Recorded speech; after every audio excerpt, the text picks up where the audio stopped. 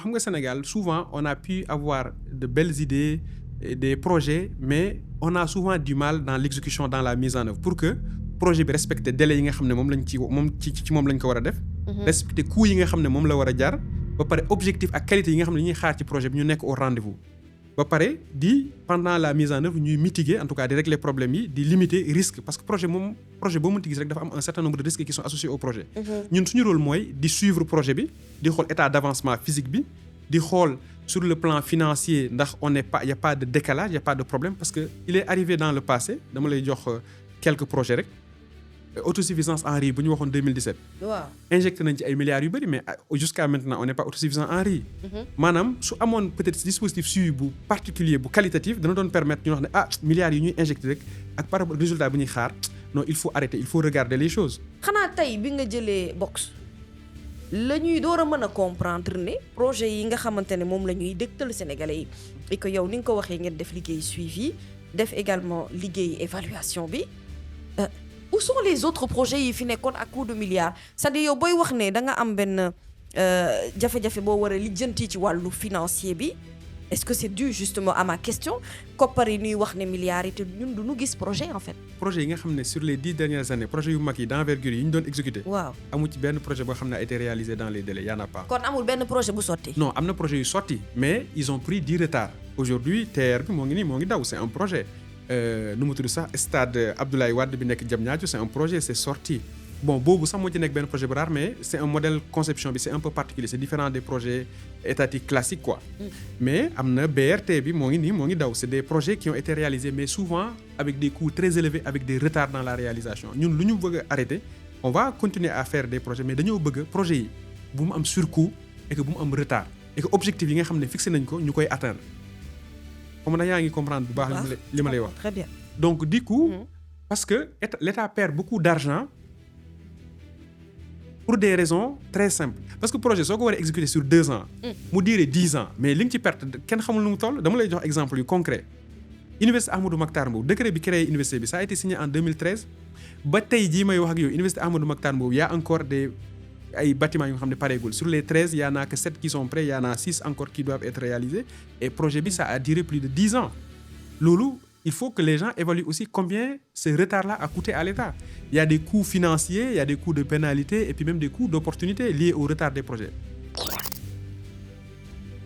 Chers amis internautes de Sénépeople ñu ngi leen di nuyu bu baax di leen dalal ak jàmm ci numéro bu bees bu Face à la Nation. am nañu yaakaar ne yéen a ngi ci jàmm et que surtout yéen a ngi relax parce que Face à la Nation baax na boo koy seetaan de temps en temps nga yor sa benn tasse de café wala nga naan sa benn tasse de thé day tax nga mën a jël temps wu découvrir profil invité yi nga xam ne moom lañ leen di indil sur le plateau tout le temps waaye day tax aussi ngeen mën a profiter de chaque moment parce que dans Face à la Nation chaque moment est important souvent yenn moments yi sax mën na nekk ay moments de révélation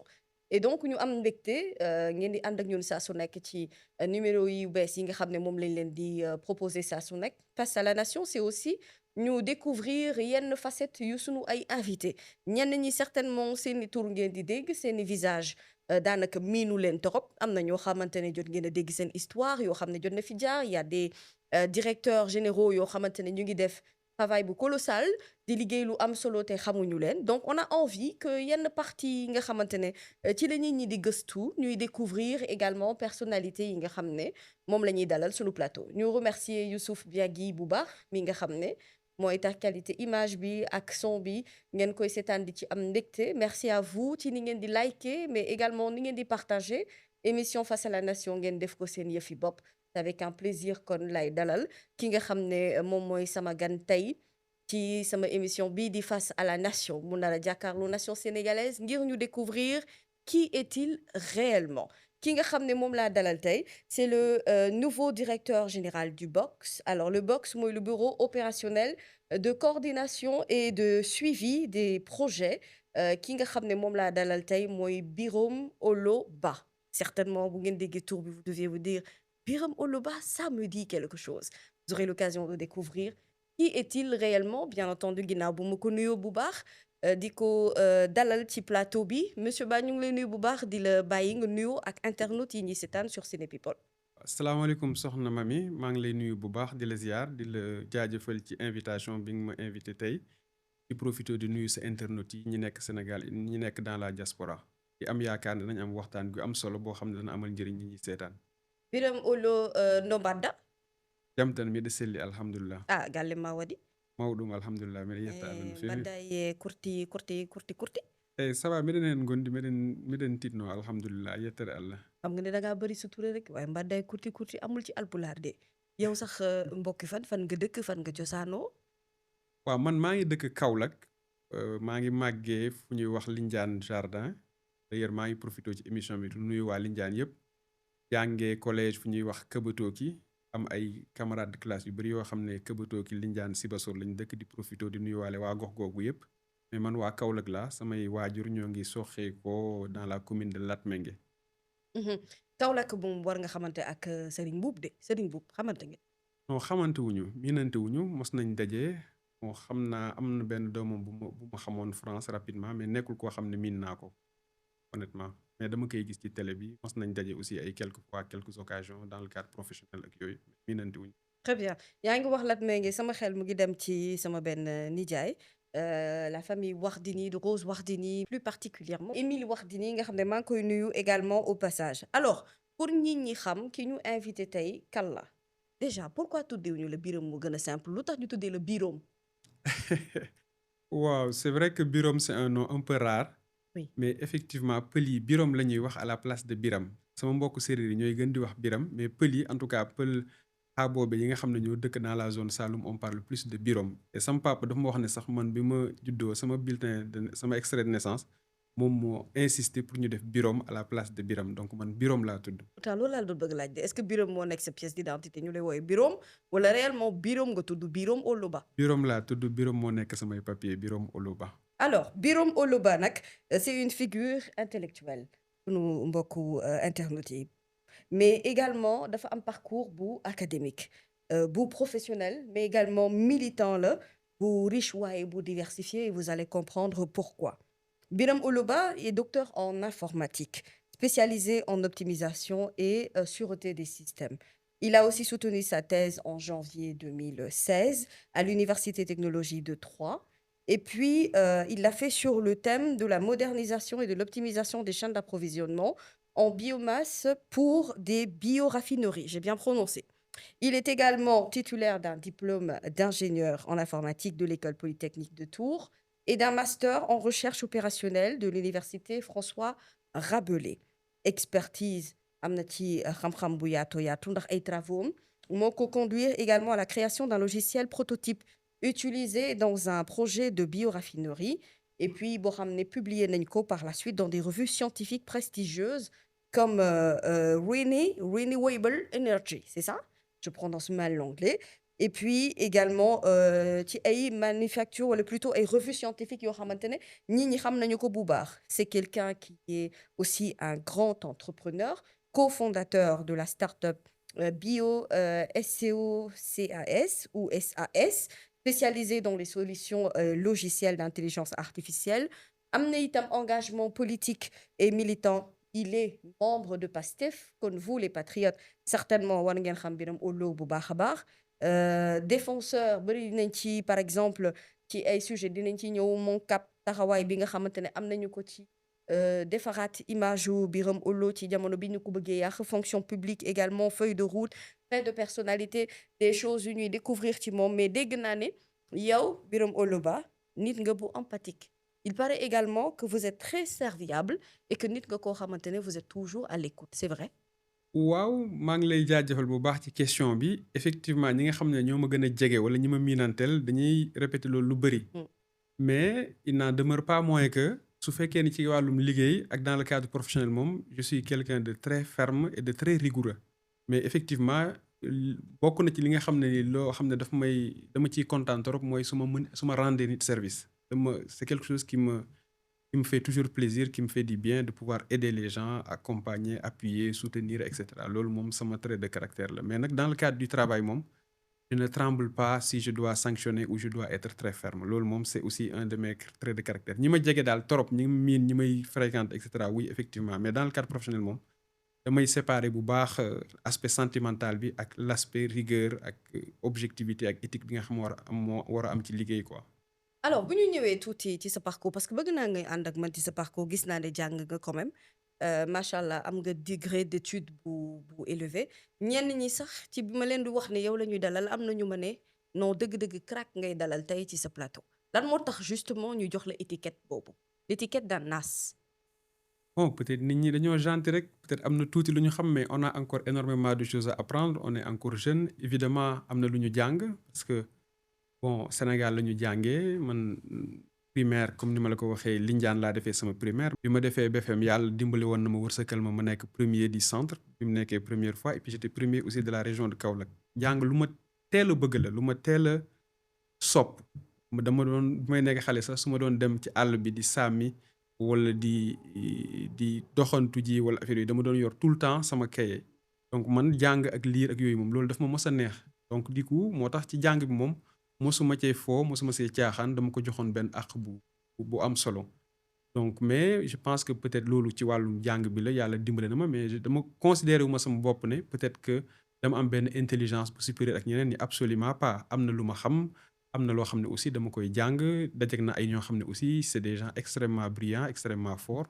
voilà et puis j'ai fait aussi série S1 j'ai eu mon bac S1 en étant major avec la mention yàlla dimbali na ma dem jàng Sénégal après dem jàngi à l'étranger voilà peut-être que j'avais pas beaucoup de difficultés dans les études donc du coup j'ai poussé les choses ba dem ba am sama diplôme d'ingénieur defaale master en parallèle bi may def sama diplôme d'ingénieur parce que j'étais assez à l'aise puis ma dem def sama doctorat puis continuer liggéey mais loolu c'est bëri na Sénégalais yoo xam ne aussi ils ont un parcours similaire ou même parfois largement plus brillant que le mien donc loolu du ma karak boobu moom man dama jàpp ne je garde les pieds sur terre j'ai appris des choses je continuerai d'apprendre mais effectivement am na lu ma yàlla wërsëgal ci xam-xam ak ci jàng ak ci parcours ak ci expérience yoo xam ne maa ngi ko bëgg a mettre au service de mon pays. alors par contre sànq bi may wax sa biographie maa ngi wax ni am na ay travaux yoo xamante ne danga ko doon def travaux yu la conduire à ce que nga créer benn logiciel prototype boo xamante ne utiliser nañu ko ci ay ci projet de bioraffinerie c'était quoi ce logiciel là exactement. waaw man bi ma paree sama étude ingénierie dafa amoon benn appel à candidature bu gouvernement français defoon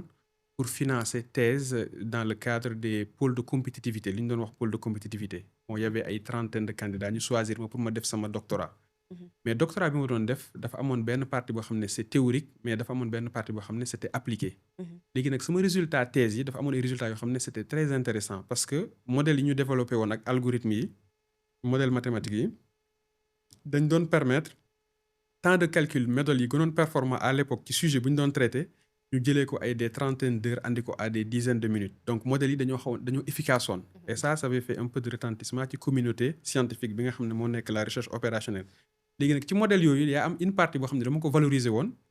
créer benn entreprise start-up defar logiciel boo xam ne da doon embarquer modèle yooyu pour permettre suñu clients yi ñu amoon mooy bioraffinerie yi ak coopérative agricole yi ñuy optimiser seen chaîne logistique yi parce que en France coopérative yi ay entreprises yu mag la am na yoo xam ne sax dañuy def ay 5 milliards d'euros maanaam ñoo xam ne seen chiffre d'affaires moo ëpp budget Sénégal ñooñu ñoo doon nekk suñu client parce que dañu doon collecter ay produits agro-industriels agricoles di ko stocker après di ko exporter wala transporter ko léegi nag ñun dañu leen doon jaay logiciel boo xam ne dafa amoon moteur d'optimisation boo xam ne doon permettre ñu gagner 10 15 20% ci seen coût logistique yi. loolu moo taxoon ma créer startup bi j'avais un cofondateur qui s'appelait Thibaut on avait réussi à lever des fonds auprès de grands fonds d'investissement même auprès de la banque publique d'investissement on avait créé une société ba nekk une douzaine de personnes on avait aussi travaillé avec des prestataires sénégalais entreprise bi ça a duré 5 ans et cetera et cetera résultat thèse yi daal ñoo ma permettre ma am avancée technologie yoo xam ne waroon naa ko mën a valoriser au lieu que rek mu nekk ay publications scientifiques de haut niveau yoo nga xam ne publié nañ ko ci ay revues scientifiques yu mag moo taxoon ma def start-up boobu. léegi start-up bi fan la toll jamono yi ñu toll. waaw après Covid bi mu jàllee man Covid dama fekk France ma dund ko mu nekk dund boo xam ne gënalu ma woon et puis man j'ai toujours voulu su ma jàngee ba pare naa fexe am tuuti expérience mais man mosuma gis sama bopp ne damay nekk Europe dund fa définitivement mosut nekk sama perspective donc j'avais toujours voulu à un moment donné rentrer au Sénégal bi Covid bi jàllee évidemment dafa am benn structure bu tudd Javelot bu nekk France moo reprendre entreprise moo ko jënd donc man après ma ñibbisi Sénégal pour liggéeyal sama réew. ñaata nga jaay startup bi. non loolu moom ça reste confidentiel. mais mën nga ma ko wax après émission bi. waaw peut-être si vous voulez waaw. est-ce que aujourd'hui ak technologie bi ni muy avancé nii ndax jàpp nga ni réellement fii Sénégal ñu ngi def ay progrès surtout concernant la jeunesse allant dans le sens de comme ni nga ko defee taxawal ay start-up créer ay logiciels yoo xam ne ça nous aidera peut-être mu nekk ay outils yoo xam ne outils de développement la wala yu ñuy utiliser bokk yoo xam ne mën nañu amal njëriñ ëllëg. waaw effectivement Sénégal bëri na ay jeunes yoo xam ne ils sont très talentueux côté science côté IT et am na start-up yu nekk di développer je pense que gouvernement bu bees bi ñoo ngi def ay jéego yu mag pour créer cadre bu nga xam ne dana permettre ay start-up ay champions mën a éclore au Sénégal. Sénégal am na potentiel parce que techniquement les gens sont souvent très bien formés je pense que am nañ réceptacle boo xam ne suñu defee tuuti effort. Non seulement mën nañ développer ay champions côté start-up parce qu'il y a prochainement le New Deal technologique qui va être lancé mais aussi mën nañ capter ay marchés yu bëri yi nga xam ne aujourd'hui indiens yi wala marocains yi ñoo koy capter sur la partie outsourcing pour développer de haute technologie. Sénégalais yi on a le potentiel pour créer de l'emploi pour capter ces marchés-là et que ça aide l'économie à se développer mais pour revenir à la question rek. Sénégal moom am nañ ay jeunes yu talentueux yu am potentiel bu mag et puis am na ay entreprises yu mel ni comme Kera ñiy def intelligence artificielle avec Moustapha. am na yeneen société yu vraiment yu très performant côté start-up côté nouvelle technologie quoi même si c'est vrai que nag monde bi moom ça avance très vite gars yi niveau bi ñu yóbbu technologie bi dafa avancer trop donc on a encore beaucoup d'efforts à faire surtout sur la partie infrastructure sur la partie connectivité sur la partie digitalisation des activités de l'État en tout cas des procédures administratives am na ay jéego yu bëri yi nga xam ne war nañ ko cee def te xam naa ne ministre communication télécom ak numérique ñoo ngi ciy def ay jéego yu mag sous l'impulsion du président de la République dans le cadre de la vision Sénégal 2050 où le volet numérique ak la création d'une économie numérique occupe une place très importante. Alors, vous êtes directeur général, certes, je comprends que am nga agenda bu chargé, mais di nga suivre quand même actualité. Actualité bi depuis quelques jours on parle du retrait bi nga xamante ne Donald Trump def na ko ci maanaam dimbal gi nga xam ne daf ko ñeeloon continent africain. Sénégal itam n'est pas donc en retrait ci la ñu bokk. Et d'ailleurs on a vu le premier ministre Ousmane Sonko réagir par rapport ak loolu wax ni ñun Afrique wala ñun tamit Sénégal dañoo war a liggéeyal suñu bopp parce que bu ñu bëggee souverainisme bëgg itam ñu mën a suqaliku il va falloir compter sur nous-mêmes. D'abord yow en tant que jeune naka nga apprécier cette réaction de Donald Trump? L'action n'est-elle pas brutale?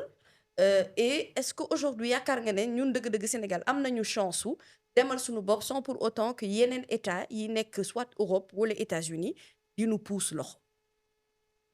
waaw bon maa ngi lay jaajëfal c'est une question intéressante et très pertinente bon yaa ngi wax wàllum comme directeur général la war naa am occupation yu bëri mais effectivement damay suivre actualité et j'en profite pour remercier son excellence le président de la République pour confiance bi mu am ci man ba tàbb ma pour ma nekk directeur général Box bien sûr sur la proposition du premier ministre que je salue également au passage voilà c'est-à-dire que li nga wax dafa am solo parce que le président Ousmane Sonko dafa teel a gis ne que dëkk moom il faut que mu am ay fondements yu solides en interne balaa muy def leneen ak ñeneen c'est-à-dire que sama bopp la gënal du bañ naa la comme li ñuy wax donc dafa am yoo xam ne dañ ko war a mën a téyel suñu bopp parce que sinon dañuy dépendant de trop et loolu dafay créer benn fragilité bu extraordinaire parce que soo xoolee bi Covid bi amee dañoo dem sa ba rendre compte nañu Sénégal masque sa duñu ko defar donc on dépendait des autres donc forcément les autres balaa ñu ñuy xalaat il faut que ñu gérer seen bopp ba pare donc loolu rek pour man leçon la mais Trump aussi li mu wax Trump ay américains ñoo ko fal donc il va défendre obligatoirement et de façon ferme les intérêts des Américains et donc du coup ça peut nous choquer ça peut nous poser des problèmes mais c'est la tendance aujourd'hui nit ñi ils sont en train un peu de se replier sur eux pour man monde bi on ne peut plus vivre en autarcie évidemment il faut qu'on converge qu'on échange avec les gens dans des conventions wala dans des contrats où chacun gagne mais il faut que aussi nit ñi taxaw liggéeyal seen bopp seen dëkk pour am yenn souveraineté yi par exemple man mënuma concevoir aujourd'hui Sénégal yàlla wërsëgal ñu suuf si ñu am relief bi ñu am ñun suñu relief bi c'est pas un relief accidenté maanaam amuñ ay montagnes bëri ñu ay tremblement de terre ay tsunami on a un relief plat ci gën a bëri am nañ ndox bu bëri am nañ ay population bu jeune bu nekk en bonne santé dara terewuñu mën a liggéey pour atteindre suñu souveraineté alimentaire li nga xam ne dañ koy lekk ñu ngi koy dundee ñu bañ ko dem di ko jéggaani di ko defaral suñu bopp et puis li ciy excédent soit ñu transformer ko wala ñu exporter ko mu andi ay devises pour mu aider économie bi parce que loolu moom mooy permettre dëkk bi problème emploi des jeunes ak yooyu yëpp ñu mun koo adresser parce que c'est un problème mondial mais c'est un problème complexe mais aussi c'est un problème réel boo xam ne war nañ ko mën a adresser te loolu il faut que ñu am souveraineté boobu su ñu amul souveraineté on va être fragile on va être dépendant des humeurs des uns et des autres moo tax nag politique souveraine Sénégal juste souveraine prospère dans une Afrique en mouvement loolu moom pour man ñun dañ koo gëm et puis chaque fois ñuy avancer dañuy gis lu nga xam ne daf ñuy gën a en tout cas permettre ñu gën a nekk dans cette conviction là que fi ñu taxaw ak li ñu jàpp moom mooy dëgg quoi en tout cas vision bi nga xam ne président de la République am na ko moom ak son premier ministre nous considérons que c'est la bonne vision et c'est vers ça que nous devons aller. Mais va-t-on y arriver justement? Je crois que c'est la grande question yi Sénégalais yëpp di posé wu maa ngi wax sànq mbiri Donald Trump projet Sénégal bi ñu bloqué à hauteur quoi de 316 milliards de francs CFA. C'est beaucoup d'argent et de plus en plus dañuy avancer Sénégal mais dañuy gis ne également lu bëri feeñ na fi ci ay dossiers yoo xamante ne soit dafa nekk au-dessous de table wala dañ cee wéeroon conc bi et chaque jour lu ñuy gën a avancer ñuy gën a découvrir des révélations scandaleuses. C'est vrai que ñu ngi xaar la publication du rapport de la Cour des comptes début février la ñu waxoon mais en attendant c'est-à-dire on en découvre xaalis boo xam ne soit dañ koy tuumaal ay doomu aadama ñu découvrir ne économie sénégalaise dëgg-dëgg dafa suux c'est-à-dire li ko premier ministre waxee woon au tout début nous avons un État en ruine. Donc aujourd'hui étant un État en ruine quand wala yow ban année bokk nga yaakaar ni dëgg-dëgg dinañu réussir à ce que ñu sortir la tête hors de l'eau? Une très bonne question et il y a plusieurs aspects ci sa question bi. Il y a un aspect sur la situation des finances publiques évidemment nguur gu bees bi nga xam ne dafa ñëw jël pouvoir li mu war a njëkk a def et ce que les autorités ont fait mooy def la situation de référence maanaam nga xam càmbar sa dëkk sur la partie financière sur la partie organisation sur la partie fonctionnement sa dëkk bi ci lan la nekk am na ci loo xam ne da nga ko xam balaa ngay ñëw mais soo ñëwee da ngay am les clés da nga am la machine entre les mains da nga mën a càmbar loolu ba xam ko bu baax c'est ce qu'ils ont fait et c'est une très bonne chose et ils ont pris une décision extrêmement courageuse pour wax ne partenaires yi ak sénégalais yi lii la ñu fekk Sénégal pour que sénégalais yi xam ci fan lañ toll maintenant à partir de là nag ñoom ils ont fait aussi quelque chose d'assez exceptionnel mooy en 6 mois dañoo ñëw au pouvoir avec un programme un projet politique mais en 6 mois liggéey nañ avec les services de l'État ak ay partenaires ba ñu génnee en un temps très court ce qu'on appelle l'agenda national de transformation Sénégal 2050 bu nga xam ne day wax ne situation dëkk bi nii la waaye suñ ko bëggee suqali ba mu yegg yenn niveau yi fii nii lañ ko war a defee fii la ñuy jaar nan lañ koy defee loolu ils ont réussi ça en un délai très court et loolu c'est à saluer parce que suñu defee comparaison bi en 2012 il a fallu 2 ans au régime du président Macky Sall pour sortir le PSE et il a fallu que ñu dem fay benn cabinet étrangère de près de 3 milliards pour ñu génneel leen PSE donc ñun au lieu de 2 ans et quelques ñun en un temps très court on a au moins un programme un agenda sur 25 ans un master plan sur 10 ans et un plan quinquennal sur 5 ans pour man loolu c'est déjà une très bonne base et sur ce agenda national de transformation il y a un ensemble de projets de programmes et de réformes prioritaires yi nga xam ne suñ ko implémenter suñ ko mettre en œuvre dana permettre Sénégal ci wàllu yu bëri mu avancer bu baax a baax. Waaw. Mais est-ce que jeunesse bi gëm na loolu? Vous étant jeune, vous êtes un directeur général très jeune. Je vous regarde, Jean-Baptiste, je regarde également Bassirou Kébé. Je veux dire, tranche jeunesse ngeen machallah aujourd'hui à des postes de responsabilité te dinañ ñëw ci li ñu la dénk nga di ko yore. Mais ndax ndaw ñi nga xam ne moom la ñu gis ñuy buuxante pour dem déposer dossier soi-disant parce que dañu bëgg a participer ci kayit bi en Espagne est-ce que ñooñu gëm nañu ne il va falloir beaucoup de patience comme vous dites il va falloir que ñu tendre vers la réalisation de ces projets ak vision 2050 pour y arriver le message réellement de Birame Oloba à tous ces jeunes là yi nga xam ne xëy na amaana ñu ngi lay seetaan tey ak fierté étant patriote bien entendu bëgg sa réew au-delà de tout cela xëy na ñi nekk ci biir Pastef te bëgg la ndax loolu mais conseil bi lan la ndaw ñi qu'est-ce qu'il faut leur dire pour ñu gëm ne Sénégal dina baax yi ëllëg. Waaw bon c'est une vaste question mais li ma mën a wax rek ba mu leer mooy ndaw ñi ñoo bokk nañ ci ñi nga xam ne ñoo andi projet PASTEF bi au pouvoir te Sénégal mosta am président bu nga xam ne il est aussi jeune que son excellence le président Bassirou Diomaye Faye su ma juumul. oui Le président Ousmane Sonko aussi quoi qu'on puisse dire aussi kilifa la mais il y a benn âge jeune la am parce que il a 50 ans. Donc ñooñu noonu bi ñu ñëwee au pouvoir dañoo am aussi confiance aux jeunes parce que ils ont fait un pari très fort mooy ils ont fait confiance à beaucoup de jeunes ils ont fait confiance à beaucoup de femmes et ils ont fait confiance à beaucoup de gens issus de la diaspora xam nga yaa ngi wax Jean Michel yaa ngi wax Bassirou Kébé effectivement mais on peut parler aussi de Ndeye Rokhaya Thiam bi nekk COSEC oui on peut parler de Marie-Rose qui est à l'ADPME on peut parler de Djamila Diallo qui yor la petite enfance et il y en a plein d'autres des femmes des jeunes et des gens issus de la diaspora mais aussi il y a des gens un peu plus expérimentés autres mais ñi ñu tàbb ci ñooñu noonu jeunes mënuñ leen jam duut baaram ci amuñu xam-xam bi wala amuñu formation bi expérience bi te man gëm naa ne ces jeunes là feront des résultats parce que justement ils ont ñu ci gën a bëri ils ont étudié jàng nañ bi ñu waree jàng ils ont travaillé ils ont certains qui viennent de la diaspora aussi ont des éléments de comparaison c'est même pas une question d'intelligence mais ils ont été dans un cadre dans un environnement boo xam ne am na développement am na rigueur dans le travail sans pour autant nag nekkuma di wax ne Sénégal aussi liggéeyuñu effectivement il y a du travail qui est fait mais il y a beaucoup de choses qui peuvent être améliorées donc pour man combinaison boobu alignement boobu jeunesse ak énergie ak engagement ak détermination boobu boole ci ay njiit yi nga xam ne dañoo jub am une vision très claire plus jeunesse bi porté ko on ne peut pas échouer on va réussir man sama conviction mooy que on va amener ce pays-là à un niveau d'avancement extraordinaire et dans des délais am na ci yoo xam ne ça va être dans des délais courts am na loo xam ne ça prendra du temps parce que état dafa am loo xam ne c'est des urgences ak le fonctionnement quotidien yoo xam ne loolu il faut le gérer am loo xam ne dañ koy def dans le moyen terme am loo xam ne c'est dans le long terme te état bi ci loolu lañ nekk am na projet yoo xam ne commencé woon nañ ko peut-être que les gens ont fait des surfacturations wala les projets n'étaient pas bien structurés etc. Les gens sont en train de les revoir et de les réorienter de les mettre sur les rails et loolu c'est en cours il y a de nouveaux projets qui vont être structurés et implémentés et man dama jàpp ne dama la ciy jox rek à titre d'exemple 3 projets wala 4 yoo xam ne c'est des projets majeurs structurants yoo xam ne incha allah suñ ko exécuter comme il faut te gëm naa ne on a le leadership politique que mu nekk le président de la République et son premier ministre am nañ la vision ak la détermination ak l'engagement de ces autorités-là pour qu'on les mette en œuvre dans les meilleures conditions su ma jëlee projet bi mel ni les autoroutes de l'eau les grands par exemple les autoroutes de l'eau ay projets yu bëri la mais daf ci am benn boo xam ne dafa assez spécifique mooy GTE mooy grand transfert d'eau bi nga xam ne études yi sax commencé na porté par le FONSIS le fonds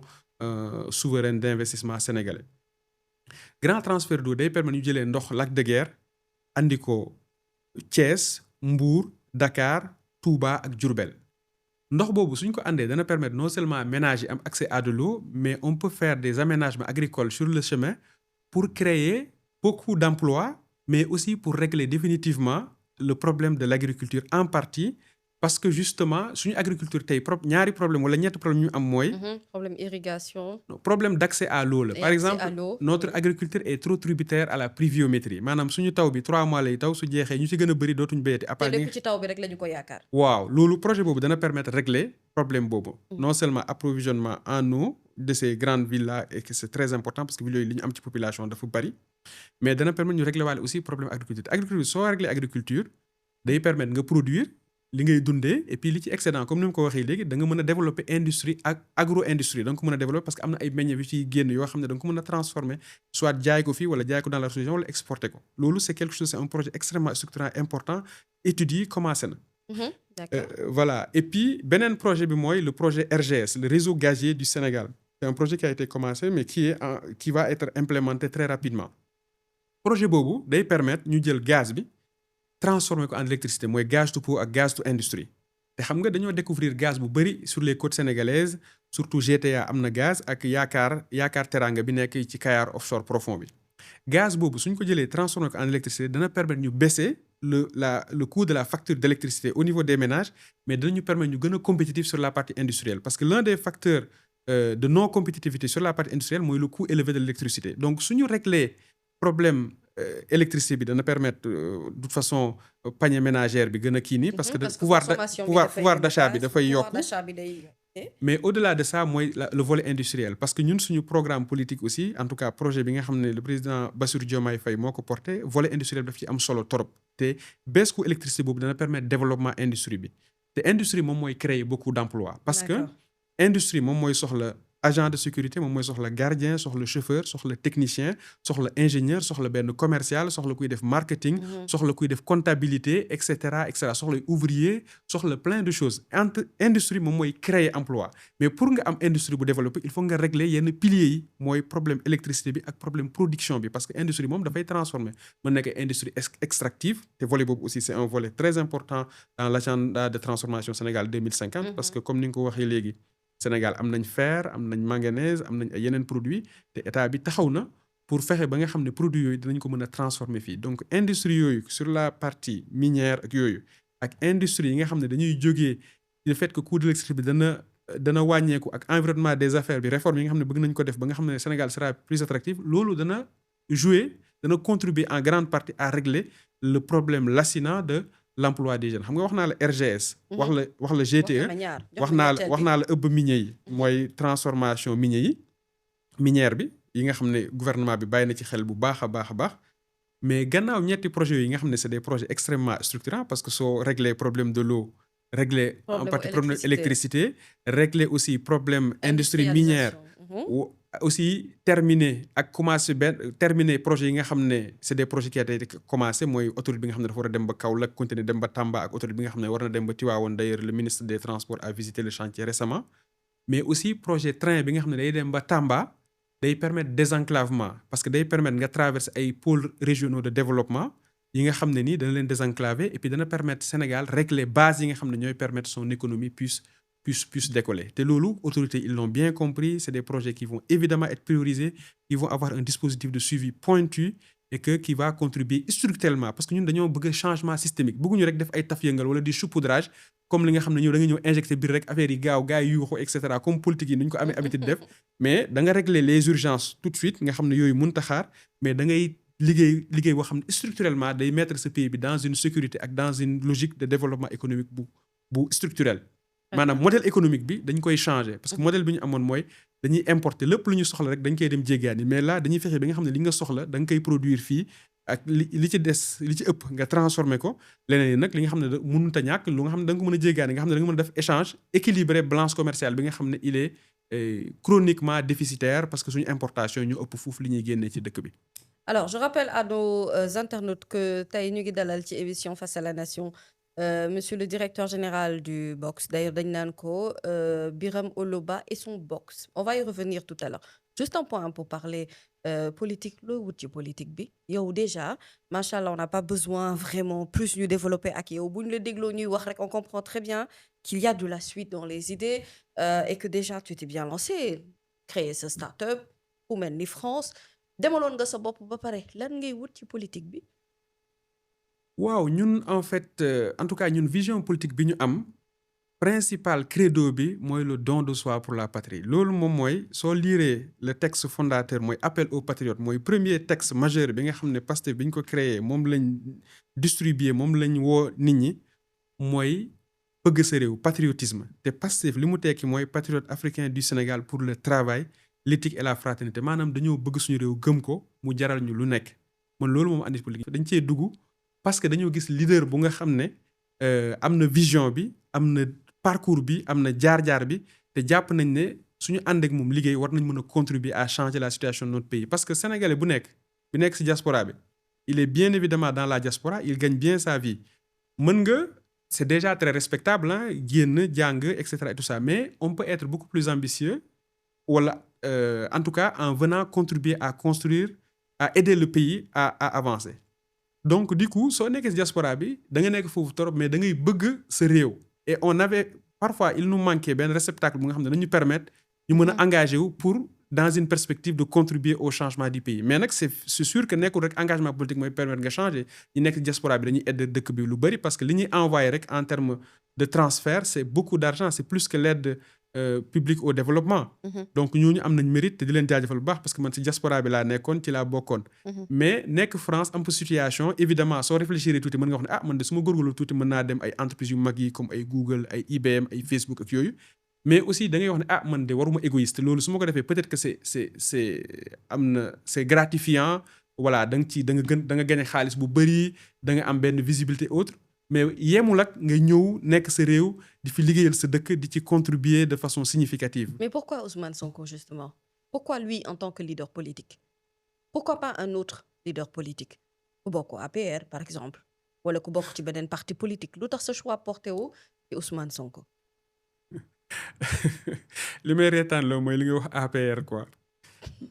parce que bon le président Ousmane Sonko bon c'est quelqu'un que je connaissais un peu avant mais avant ñuy lancer Pastef janvier 2014 en décembre 2013 am na kenn ki nga xam ne aujourd'hui c'est un conseiller au niveau de la présidence qui s'appelle Ousmane Abdoulaye Baro on discutait de la création en tout cas du projet qui était en cours d'être mis en place à l'époque sax dafa fekkoon ne maa ngi doon lire les livres de l'ancien premier ministre Abdoul Mbaye livre pour te servir un livre d'ailleurs très intéressant dans lequel j'ai appris pas mal de choses et puis on discutait que am na suñuy grand yu nga xam ne ñoo ngi waaj a créer benn parti politique et cetera ma ne ko ah waaw loolu de c'est intéressant mais je vais suivre mais li gën a extraordinaire mooy c'était un groupe de personnes très réduit restreint qui étaient fatigués d'être dans l'administration d'être de hauts fonctionnaires et cetera di gis déew mi nu ñuy doxee di nekk di critiquer rek wala di constater mais ñoom defuñu action bu nga xam ne dana permettre ñu changer ils ont décidé de construire quelque chose et puis beneen affaire bi mooy qualité leader bi président Ousmane Sonko ak ñi mu àndaloon maanaam nekk benn sénégalais wax ne def nga 15 ans impôts et domaines te kenn mosulaa corrompre nga créer fa syndicat mëne fa ay batailles clés ba pare ñëw am vision bu leer ci wàllum nan la ñu war a yan aspect yi ñu war a changer ci réew mi pour réew mi dox c'est très au-delà de man sama bopp nga xam ne peut-être xamoon naa ko c'était en tout cas cadre yi ak ñi nga xam ne nii yenn en tout cas actualité politique intéressé na leen forcément dafay attirer sa attention te les gens ont été l'histoire leur a donné raison en partie parce que bi ñuy créer Pastef on était plus de 290e parti politique yow nga xëy créer parti nekk ci rang boobu kenn xamu la nga ne am nga yaakaar ne da nga mën a liggéey ba ñëw au pouvoir à l'époque analystes yi danañ wax ne ah loolu de c'est utopique ñi ils sont un peu perdus ils vont quelque chose mais après 10 ans on est devenu en tout cas Pastef est devenu la principale force politique du pays et loolu ça ne s'est pas fait d'un jour au lendemain les gens ils ont réfléchi stratégiquement avec beaucoup d'ingéniosité avec beaucoup d'intelligence avec beaucoup de combativité beaucoup de détermination il leur a permis de franchir beaucoup d'étapes beaucoup de contraintes sur la route ba ñu ñëw au pouvoir l'objectif c'est le pouvoir est un moyen ñëw au pouvoir c'est un moyen mais l'objectif c'est de transformer qualitativement la situation de ce pays et améliorer les conditions de vie de nos populations de nos frères de nos sœurs et cetera. ndax askan wi sonn nañ. askan wi donc parcours boobu c'est que jàpp naa ne sax analyste politique yi ak gëstukat yi war nañ xool càmbar ku bind ci ay livres d'ailleurs maa ngi jaajëfal Mame Birame Wathie qui a publié récemment un livre mais jàpp naa ne ay livres yu bëri war nañ ci mën a génn parce que y a beaucoup d'enseignements yi nga xam ne ñoo permettre parce que mu ñëw foofu mais gëm-gëm boobu moo tax ñu jógee à un état éloigné nga xam ne c'était un peu utopique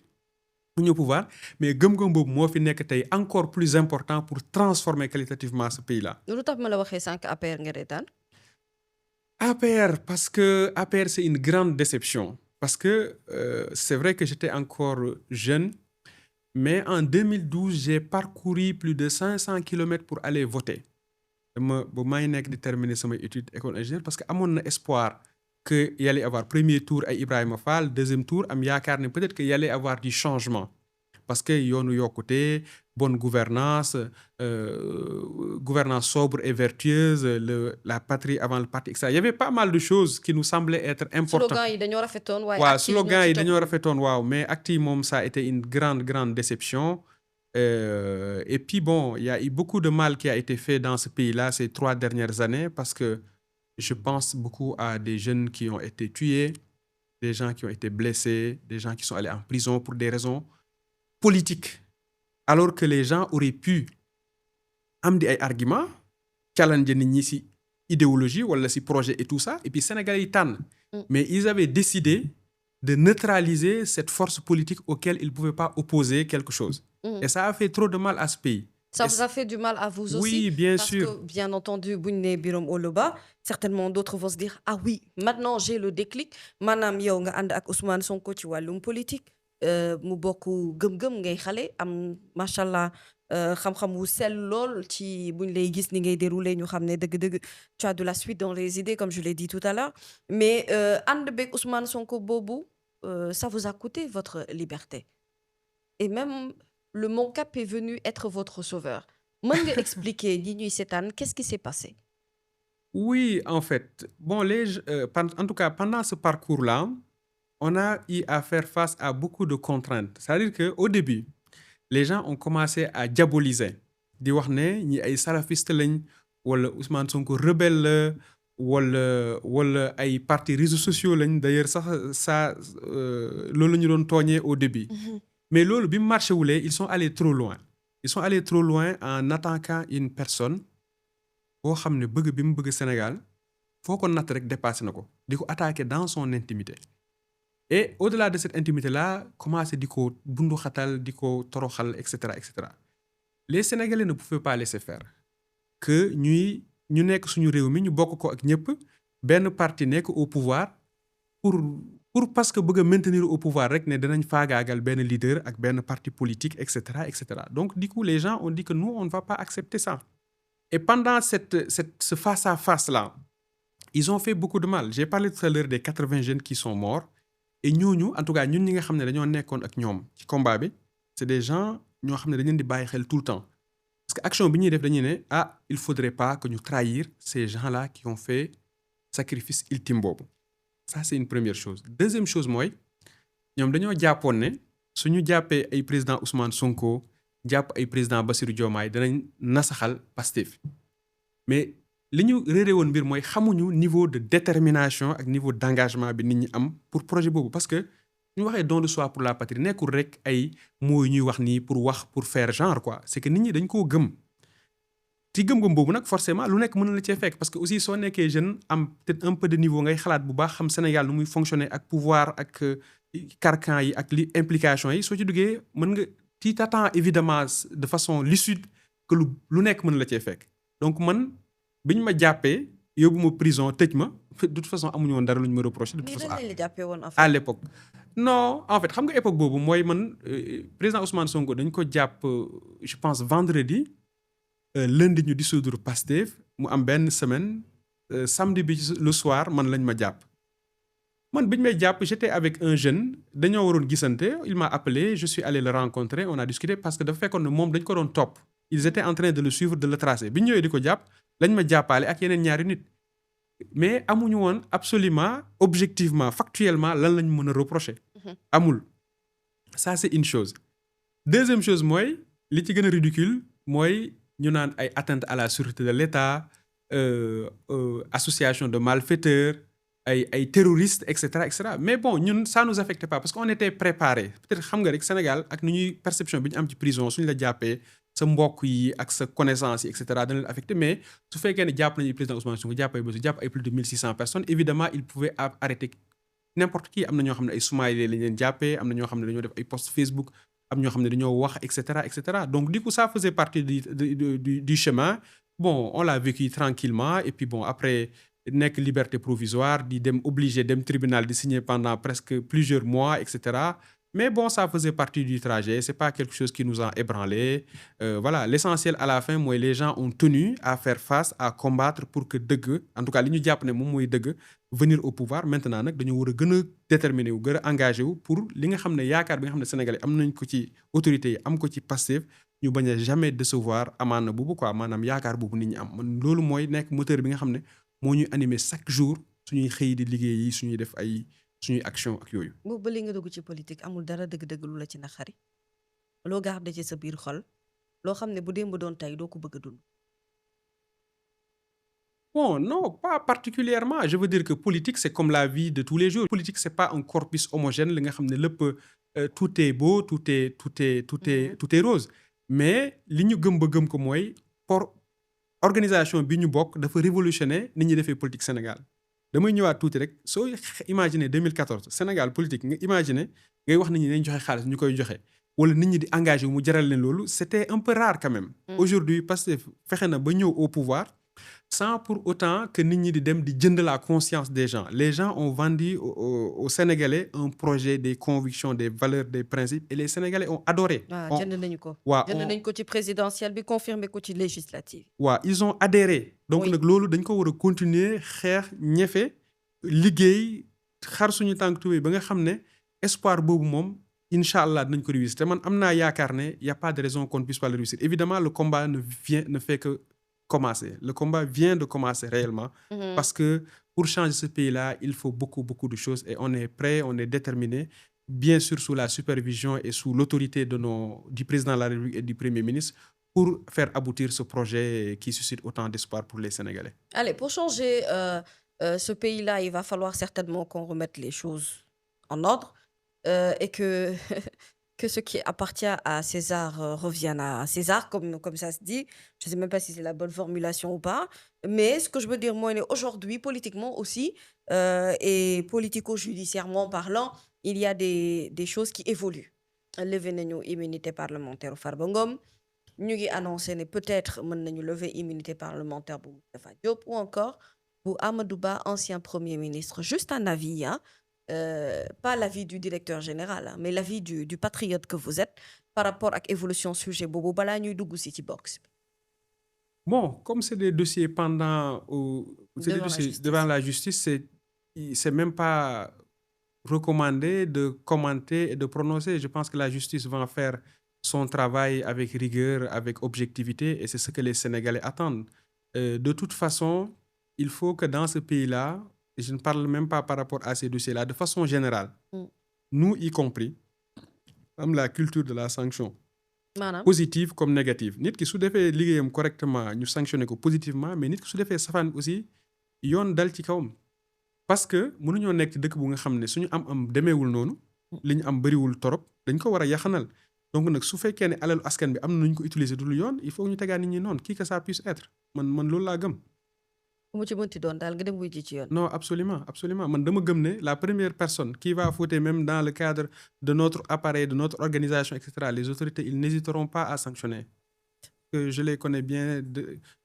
leur rigueur et leur sérieux. Très bien. Donc du coup, on n'a qu'à se tenir bien, li ñu dënk ñu fexe ko doxal correctement dans la gestion, qu'on soit irréprochable et qu'on fasse les efforts pour faire des résultats. Très bien. Paraîtrait-il que bi ñuy def sa passation de service bu ñu doon xaar la. bu nit ñi doon séntu boo xamante ne nit ñi itam dañu ko sax nag xawoon a yàkkamti déjà pour nga expliquer les Sénégalais yi ñuy seetaan bureau opérationnel de coordination et de suivi des projets et programmes box bi ñu la dénk lan moo fay sa liggéey lan mooy liggéeyu bureau opérationnel boobu. waaw ça c'est une très bonne question. Effectivement beaucoup de gens, en tout cas pour le grand public, am na ñoo xam ne xamuñu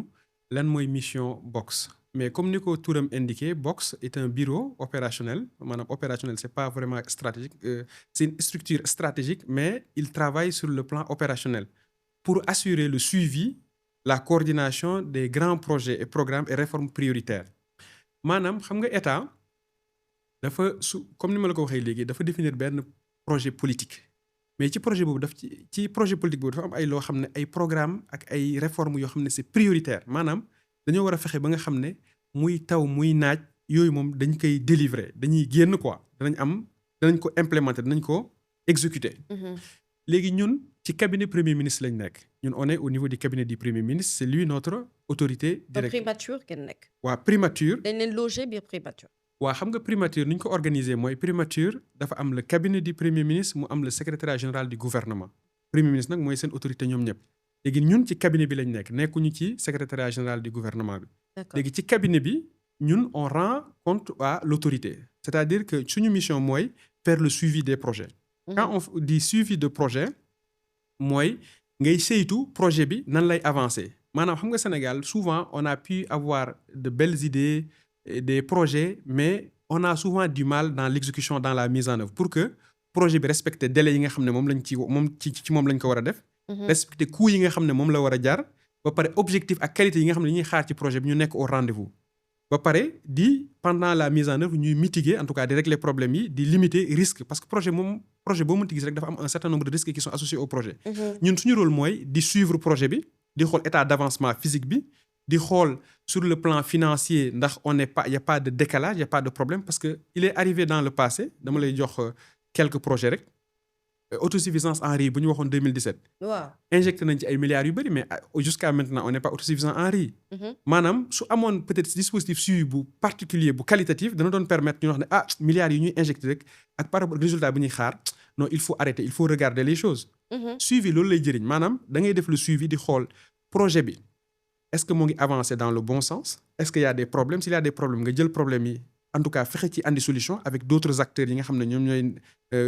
tourner autour du projet. et puis di rendre compte autorité bi parce que am na ay blocages yoo xam ne su amee autorité bi rek moom moo mën a arbitrer. yow sooy suivre projet da nga ko mën a rendre compte fidèlement de façon objective nga xam ne données yi duñ ko biaiser parce que parfois aussi nit mën na bëgg a plaire l'autorité joxe ay éléments d'information yoo xam ne bokkul ak li nga xam ne moom moo xew ci terrain bi ñun bureau bi mooy suivre projet de façon objective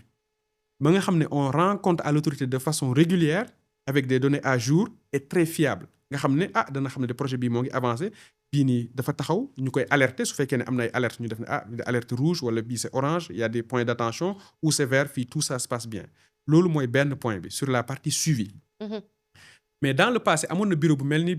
box bu existé woon bu ñu doon wax BOS PSE le bureau opérationnel de suivi du plan Sénégal émergent bi nekkoon présidence. waaw léegi bureau boobu il faisait du suivi. mais am na ci aspect yoo xam ne yu baax la yoo xam ne il le faisait bien mais il y a des anomalies man bi ma ñëwee ci 3-4 mois yi ma def nii dama fexe def état des lieux maanaam comme ni autorités yi defee situation de référence de façon générale des finances de l'organisation du fonctionnement man dama def état des lieux. loo fa fekk. BOS PSE. waaw bon li ma fa fekk bon y a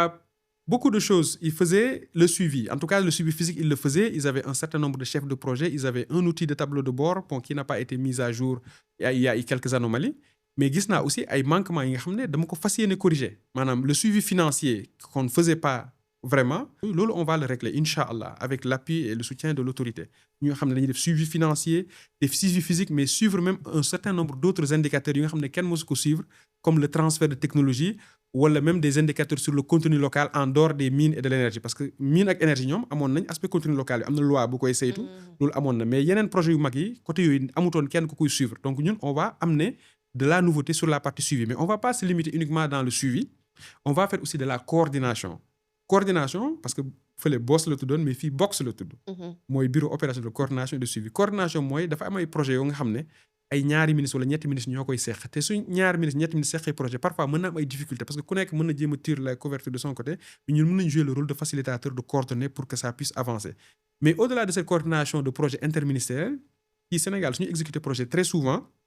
dafay am lu ñuy wax unité de gestion de projet ñoom ñooy def exécution mise en œuvre bi mu am lu ñuy wax comité de pilotage waaw comité de pilotage mooy instance de gouvernage unité d'exécution de projet bi ñun systématiquement ci projet yu mag yi dañoo war a nekk ci comité de pilotage boobu et ci comité de pilotage su ñu fa nekkee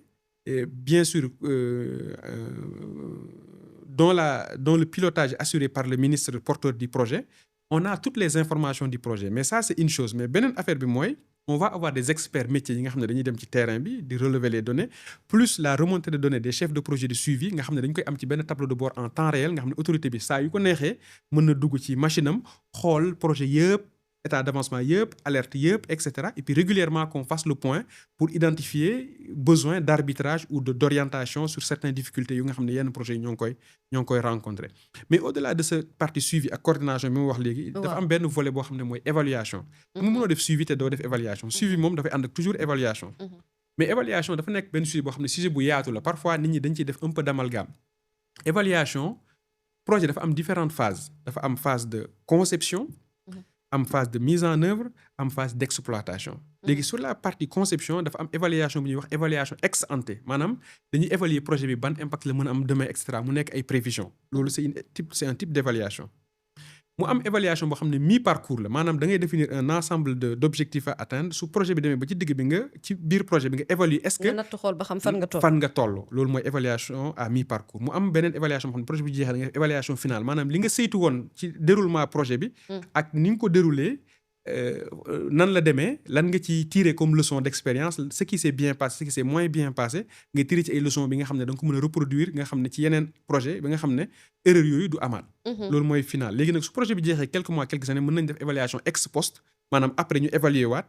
am na nag beneen évaluation bu ñuy wax évaluation d'effet ak impact maanaam projet bi ban effet la am ak ban impact la am ci société bi wala ci domaine bu ñu ko def ak yooyu loolu c'est différents types d'évaluation am na beneen évaluation bu tudd aussi évaluation politique publique yooyu yëpp évaluation yu bëri la mais ñun ci évaluation yi ñuy nekk mooy évaluation mi-parcours évaluation finale voilà ak éventuellement évaluation ex post parce que c'est dans le cadre des projets des programmes des réformes am na beneen bureau bi nekk présidence bu tudd bureau de suivi des politiques publiques wala ministère de l'économie surtout la DGPPE ñoom dañuy def évaluation ex ante balaa ñuy def projet yi bureau bi nekk présidence aussi mën na defar évaluation politique publique actuellement sax assemblée nationale am nañ aussi une mission d'évaluation des politiques publiques de même que la cour des comptes ñoom mën nañ def aussi ay yeneen évaluation yi gën a yaatu mais ñun évaluation yi ñuy def c'est du suivi évaluation maanaam évaluer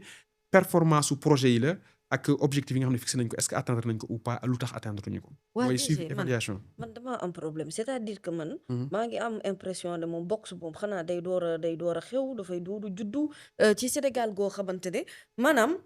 fii li fi nekk ci ay projets yoo xam ne dañuy wax ne taxawal nañ ko. li ma ci gën a jaaxal mooy enveloppe financière yi ñuy wax ne débloqué nañu ko wala boog projet bi c'est à coût de. nangami milliards supposons. et que à un moment donné tollu nañu ci réew mi foo xamante ne déggatuñu sax nag projet wala wa ilaa bu ñu fexee ba benn projet rëcc ñu ne li kat réalisation président bi fi jiitu woon la je veux dire xanaa tey bi nga jëlee box la ñuy door a mën a comprendre ne projet yi nga xamante ne moom la ñuy dégtal Sénégalais yi et que yow ni nga ko waxee ngeen def liggéey suivi def également liggéey évaluation bi où sont les autres projets yi fi nekkoon à coup de milliards c'est-à-dire yow booy wax ne da nga am benn jafe-jafe boo war a lijjanti ci wàllu financier bi est-ce que c'est dû justement à ma question koppar yi ñuy wax ne milliards yi te ñun du ñu gis projet en fait. waaw non sa question bi question bu yaatu la mais ce que je veux dire mooy man bu ma defee état des lieux bi xam nga dama la wax ci la partie organisation ak yooyu. waaw mais état des lieux bi mooy projet yi nga xam ne sur les 10 dernières années projet yu mag yi d'envergure yi ñu doon exécuter. waaw amu ci benn projet boo xam ne a été réalisé dans les délais y en a pas. kon amul benn projet bu sotti. non am na projet yu sotti mais ils ont pris du retard aujourd'hui TER bi moo ngi daw c'est un projet nu mu tudd sax stade Abdoulaye Wade bi nekk Diamniadio c'est un projet c'est sorti. bon boobu sax moo ci nekk benn projet bu rare mais c'est un modèle conception bi c'est un peu particulier c'est différent des projets étatiques classiques quoi. mais am na BRT bi moo ngi daw c'est des projets qui ont été réalisés mais souvent avec des coûts très élevés avec des retards dans la réalisation ñun lu ñu bëgg a arrêter on va continuer à faire des projets mais dañoo bëgg projet yi bu mu am surcoût et que bu mu am retard et que objectif yi nga xam ne fixé nañ ko ñu koy atteindre comme na yaa ngi comprendre bu baax li ma lay wax. très bien donc du coup. Parce que l'État perd beaucoup d'argent pour des raisons très simples mooy des raisons liées au retard parce que projet soo ko war a exécuter sur 2 ans mu diire 10 ans mais li nga ci perte kenn xamul nu mu toll dama lay jox exemple yu concret Université Ahmadou Mahtar Mbow décret bi créé université bi ça a été signé en 2013 ba tey jii may wax ak yow Université Ahmadou Mahtar Mbow y a encore ay bâtiments yu nga xam ne pareegul sur les 13 il y en a que 7 qui sont prêts il y en a 6 encore qui doivent être réalisés et projet bi ça a duré plus de 10 ans loolu il faut que les gens évaluent aussi combien ce retard-là a coûté à l'État. Il y a des coûts financiers, il y a des coûts de pénalité et puis même des coûts d'opportunité liés au retard des projets. Donc c'est important, c'est pertinent que le gouvernement am benn structure bu mel ni box sur les projets structurants yu importants nga xam ne dañ ko suivre ba nga xam ne dañ fexe que ces projets-là puissent être délivrés dans les délais. Loolu moom c'est essentiel parce que ça va permettre à l'État non seulement d'avoir des résultats et que Sénégalais yi am lu ñu teg seen loxo rapidement, c'est important, mais au-delà de ça, ça permet à l'État d'économiser de l'argent. Parce que milliards yooyu yi nga xam ne c'est lié au retard su fekkee ne suivre nañ ko correctement milliards yooyu ça va mën nañ ko dépenser feneen. mais est-ce que retard boobu yow du impacter ci sa travail en tant que directeur général je m'explique yow bi ngay ñëw da nga fi fekk ay projet yoo xamante ne xëy na teg nañ ko fi mais nekkagul en cours de finition lu ñu koy waxee. finalisation finalisation merci. et que aujourd'hui le nouveau gouvernement aussi bon bi muy ñëw dafa indaale ay projet boppam. nooy def pour gérer projet yi fi nekkoon ak projet yi bees yi door a yegsi. waaw xam nga en fait moo tax ma ne la box dafa xaw a particulier maanaam on ne va pas suivre tous les projets on n'en a ni les moyens ni la vocation ñun on va suivre un portefeuille de projets bien défini yi nga xam ne gouvernement bi dafa jàpp ne ça c'est des grands projets c'est des projets stratégiques extrêmement importants sur lesquels on doit avoir des résultats.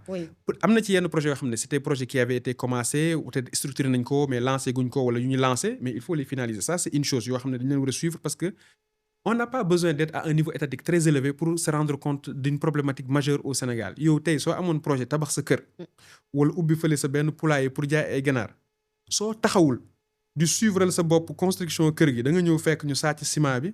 fer bi wala mur bi dëng na wala ñu ne le projet bi presque yegsi na fii te yegsiwul foofu te loolu c'est à votre niveau. A fortiori nag su fekkee ne niveau état la où ça engage beaucoup d'argent dafa am ay procédures am ay libération d'emprise am ay marchés yu ñuy woote et cetera l'État a besoin d'avoir un suivi rapproché sur ces projets-là pour s'assurer que les projets avancent dans le bon sens ñun loolu mooy suñu mission principale reporting rendre compte suivi pour assurer qu'on délivre les projets dans les délais. lii moom foog ma laajte ko biir box est-ce que am na ay détournement non xam nga maanaam ñu wax ne nangami milliards dañuy def ci nangam ngeen dem rendre compte ne réellement jarul loolu. waa Box c'est une nouvelle entité qui a été créée donc xam nga création bu bees la bu nekk primature donc day doog a commencer mbiram peut-être que su fekkee am na ay problème peut-être que ay Boss PSE lañ ko ngeen fa fekkoon nu mu tuddoon. Boss PSE. Boss PSE moom fekk ngeen fa ay jëye wala. waaw loolu moom je pense que gouvernement bi dañu ko xool y a eu pas mal de problèmes quand même mais bon ça je laisse les autorités prendre les décisions qu'il faut et cetera et tout je ne pense pas que ce soit le lieu d'entrer dans certains détails et cetera loolu gars yi ñi war a def seen liggéey ñoo ngi koy def et puis am na ñoo xam ne seen liggéey loolu la quoi ay corps de contrôle ñoo xam ne mën nañ ñëw contrôler wala xool di fa nekk. mais Boss PSE bi dafa pertinent wul woon ci yéen moo tax ngeen taxawal Box wala. non en fait c'est une nouvelle organisation parce que soo ñëwee càmbar état xool ko bu baax da nga xam ne am na organisation bu gën bi nga xam ne moom lañ fi amoon. donc aujourd'hui primature dafa nekk benn structure avec la présidence bi nga xam ne dañuy liggéey ci liggéey présidence moom mooy définir la politique de la nation. projet Sénégal agenda 2050 c'est un projet porté par le président son excellence Bassirou Diomaye Faye mais la partie mise en œuvre c'est à la charge du premier ministre moom mooy chef du gouvernement moom mooy exécuter moom mooy mise en œuvre donc du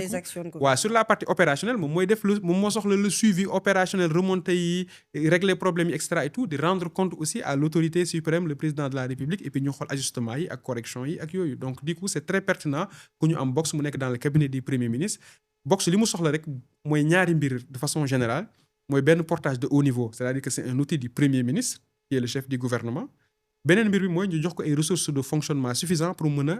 def liggéeyam correctement parce que ñun on va suivre des projets sur l'énergie on va suivre des projets sur l'hydraulique on va suivre des projets dans les infrastructures on va suivre peut-être des projets dans le BTP et cetera donc da ngay soxla ay expertise métiers yu assez pointues yu assez particuliers parce que Box c'est une delivery unit li ñuy wax delivery unit mooy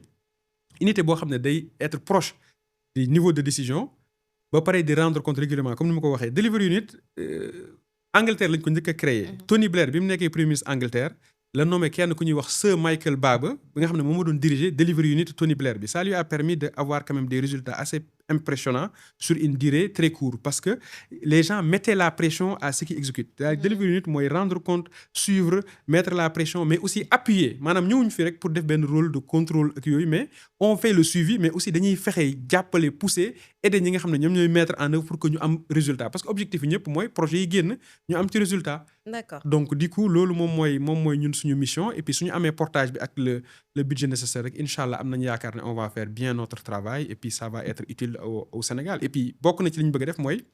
à part suñu situation de référence bi mooy fexe ba nga xam ne dañu évaluer l'impact de notre dispositif maanaam culture d'évaluation dañ ko war a yaatal au Sénégal inculquer ko mu bokk suñu ay valeurs parce que aujourd'hui même dans l'administration fait beaucoup de choses parce que l'administration moom mooy porter l'État et tout ça mais aujourd'hui mën nga envoyer benn courrier mën na tourner partout balaa muy ñëwaat est-ce que dañuy mesurer délai de réponse yi est-ce que nit ku nekk ci administration évaluer nañ la ba xool lan ngay apporter en termes de valeur ajoutée parce que nit ki mën na occuper benn poste suñ ko évaluer wul duñu xam ndax peut-être poste bii nekkul ne mënul mais poste bi ñu ko def bokkul ak profilam peut-être que suñu évaluer woon dañu xam ne kii de fi mu nekk nii nekkul de productivité ou pas waaw mën nañ ko yóbbu feneen bi nga xam ne foofu lay gën a amee njëriñ wala ñu xool ne peut-être que kii lim ko wax mu def ak formation mu am niveau bi boo amu ko dañ ko war a renforcer en termes de capacité et de formation wala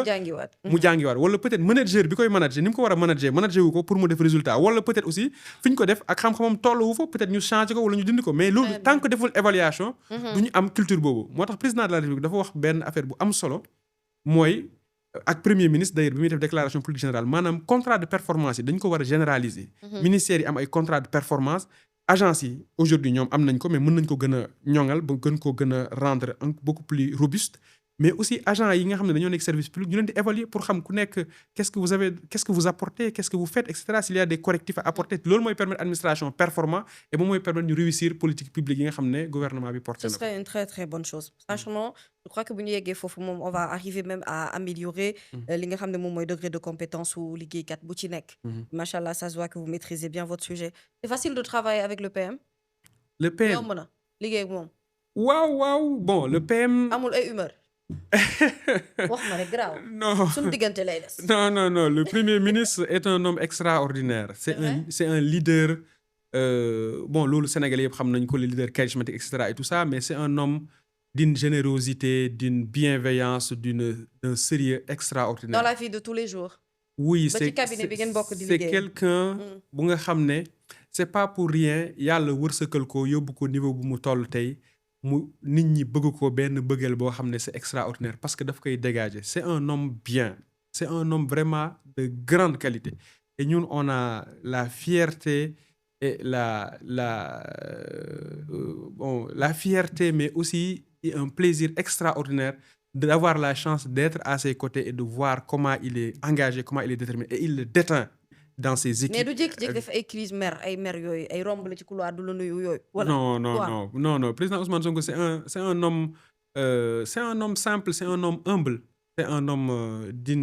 c'est un homme extraordinaire. Ça, loolu on n'a pas besoin de le répéter et il marque l'histoire du Sénégal, il marque l'histoire mondiale. Moi, je pense que les gens doivent écrire des livres sur ce leader charismatique qu'il est, le parcours qu'il a. Et puis, il a un engagement, une détermination qui n'a pas de limite pour transformer de façon systémique ce pays-là. Et nous,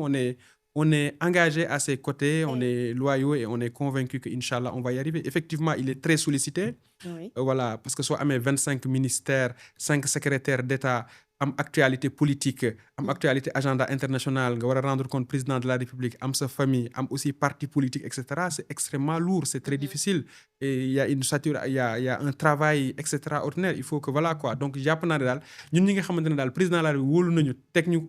à ses côtés wala ailleurs war nañ gën a góorgóorlu pour aider suñu njiit yi nga xam ne effort bi ñuy def ñu mun ko réussir pour le Sénégal, pour l'Afrique, parce que je pense que Sénégal suñu réussir li ñu sumb ni ça pourra être une tache d'huile et ça pourra aussi aider d'autres pays d'Afrique pour que ñu réussir seen développement, seen avancement et que mu doon njëriñ pour les populations. Machallah. Je pense que le Premier ministre Ousmane Sonko, il a beaucoup de chance de vous avoir à ses côtés. J'espère qu'il en est conscient parce qu'il suffit d'une heure de temps ou un tout petit peu plus pour ñu gën a découvrir personnalité Birame Oloba ci générosité bi waaye ci xam-xam bi nga bëgg bi nga bokk ak ñun ñu gërëm la sant la ndax yegsi nañu ci cappaandaw gi fii émission bi jeexee bëgguma woon mu jeexee nii parce que bëri na ay questions yoo xam ne mu ngi sama bopp bi te bëggoon naa ko laaj mais on espère que li ci ëpp solo bokk tontu nañu ci laaju internautes yi nga xam ne donc découvrir nañ la à travers cette émission Face à la Nation. Ma bàyyi la nga tàggatoo ak ñu ñuy seetaan. waaw maa ngi lay remercier bu baax soxna Mami et puis di am yaakaar ne li ñu fi wax dana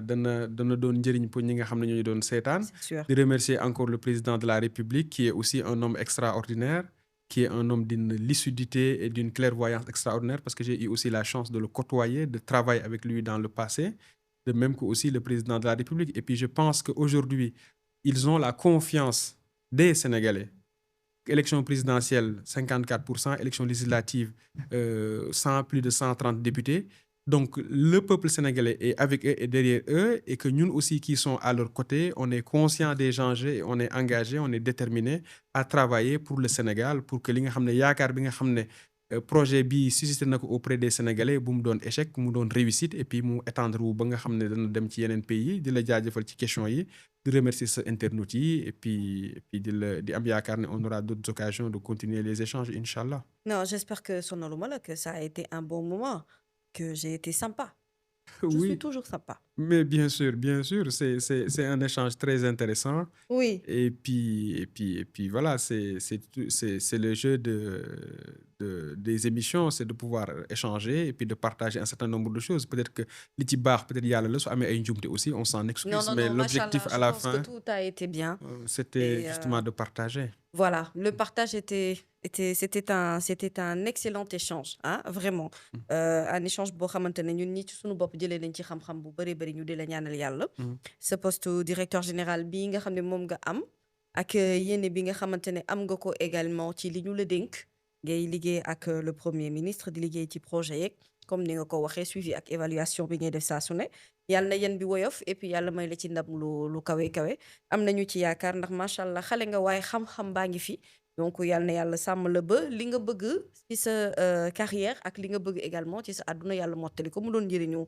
Sénégal gi yëpp pour tous les patriotes ceux qui aiment leur pays di sopp ak di ndaw yi nga xamante ne dañoo mel ni yow. Donc ñu ngi lay gërëm bu baax di la remercier ci ni nga ñu nangulee sunu invitation ci Face à la Nation. Ça a été un honneur et un grand plaisir pour nous ñu waxtaan ak ki nga xam ne